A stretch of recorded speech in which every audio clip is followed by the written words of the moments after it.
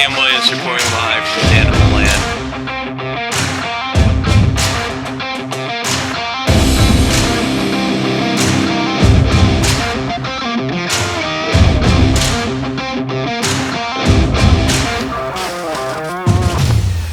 Guys, Dan Williams reporting live from Danimaland, where today I just want to bring everybody up to speed on the origin of this project and where we're at almost 3 years later. It'll be 3 years, April 25th of 2023. So almost at that point, but we've finally slowed down. We've had some good snow here, and I just wanted to I've been thinking about this project for a long time. I've been taking video of the process, going backwards in time. If we go back to April 25th of 2020, we were just in the early throes of the pandemic.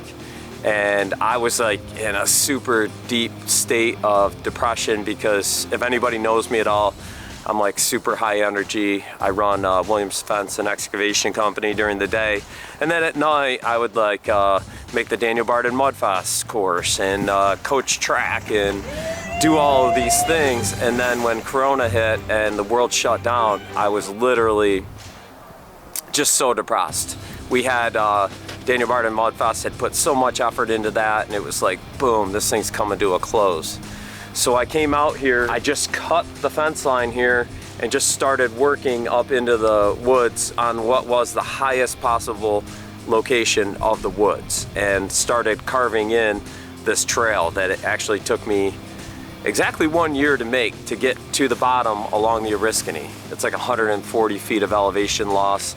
It's super dynamic terrain created by glaciers. Like on this side of the roadway that cuts down to the Oriskany, there were like 3 natural half pipes, really steep, complete, really no-go zone for equipment.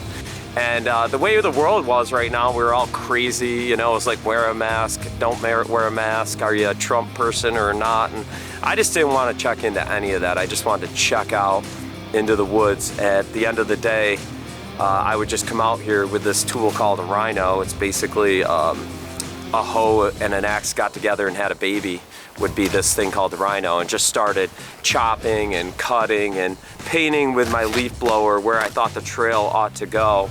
And like I said, a year later, figured a way to get up and down. And then from there, just started clearing it out for good downhill options.